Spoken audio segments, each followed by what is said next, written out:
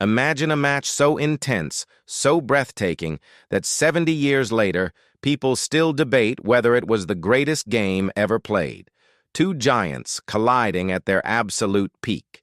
The reigning world champions facing an unstoppable force that hadn't lost in years. Goals, comebacks, extra time, and legends being written in real time. This wasn't just a semifinal. This was the day football reached perfection. What you're about to discover will change how you see the beautiful game forever. June 30th, 1954. Lausanne, Switzerland. The World Cup semifinal that would define an era. But to understand why this match became immortal, we need to go back to the teams that made it legendary. On one side, Hungary, the Magical Magyars, a team so dominant they'd gone 4 years without defeat. Olympic champions in 1952, they'd humiliated England 6-3 at Wembley, then 7-1 in Budapest. They weren't just winning. They were rewriting football's rulebook with revolutionary tactics, fluid positioning, and attacking football that seemed to come from another dimension. On the other side, Uruguay, the reigning world champions from 1950, Los Charrúas, warriors who'd silenced the Maracana and broken Brazilian hearts 4 years earlier. A team built on grit, tactical intelligence, and an unshakable belief that champions never surrender. Let's talk about why Hungary was so special. This wasn't just a good team.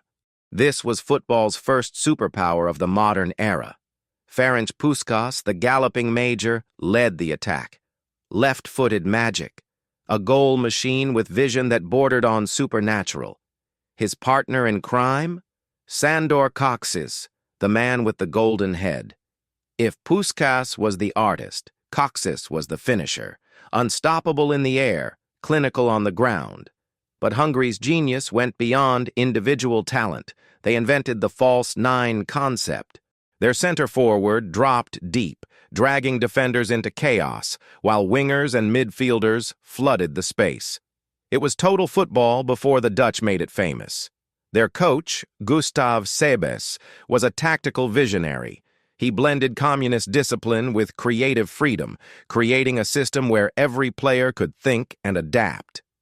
In the group stage of this World Cup, they destroyed South Korea 9-0 and West Germany 8-3.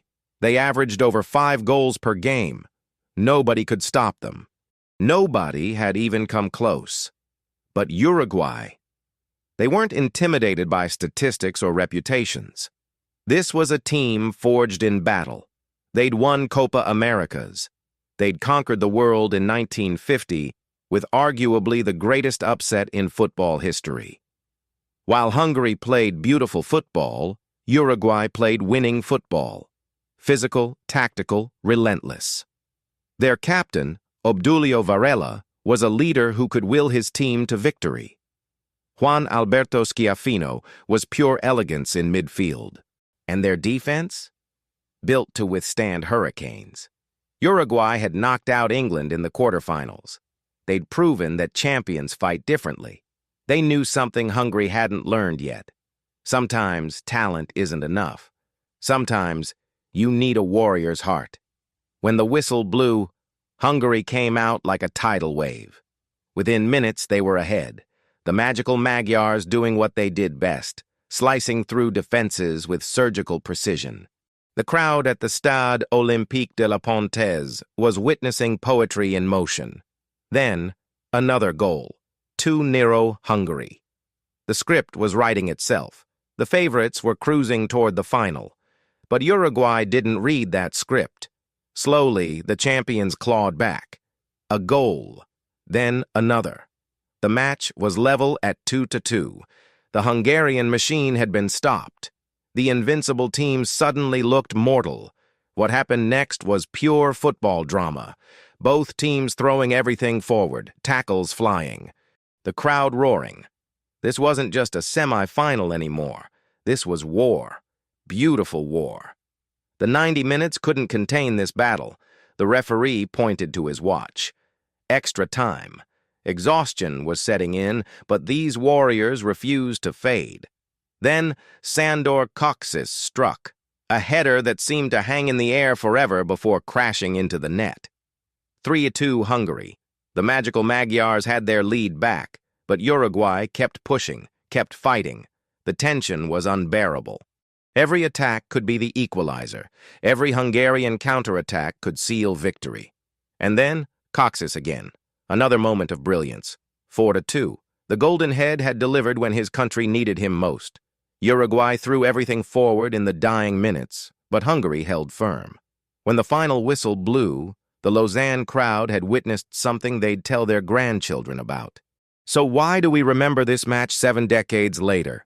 Why do experts still call it one of the greatest games ever played? First, the quality. This wasn't just 22 players on a pitch. This was the absolute pinnacle of 1950s football. Every player was world-class. Every moment was executed at the highest level. Second, the drama. A 2-0 lead, an incredible comeback to 2-2, extra time, more goals. The emotional roller coaster kept everyone on the edge of their seats. Third, the stakes. This was a World Cup semifinal between the reigning champions and the overwhelming favorites. Winner goes to the final, loser goes home, no second chances. But there's something deeper. This match represented a clash of philosophies. Hungary's revolutionary attacking football versus Uruguay's championship mentality. Innovation versus experience. Beauty versus grit. And in many ways, both won. Hungary advanced to the final, but Uruguay proved that champions never quit. They lost the battle but won something more important: respect, immortality in football folklore. History remembers Hungary's tournament ended in tragedy. They lost the final to West Germany 3-2 in what became known as the Miracle of Bern. That defeat overshadowed everything they'd achieved. But those who saw this semi-final against Uruguay, they witnessed perfection. They saw football played the way it was meant to be played, with courage, skill, passion, and an unbreakable will to win. Uruguay returned home as heroes who'd pushed the best team in the world to their absolute limit. Hungary cemented their legacy as one of the greatest teams never to win the World Cup. Hungary 4, Uruguay 2. A scoreline that doesn't capture the drama, the quality, the sheer magnificence of what unfolded that day in Lausanne. This was more than a game. This was art. This was war. This was everything that makes us love football. And 70 years later, we're still talking about it.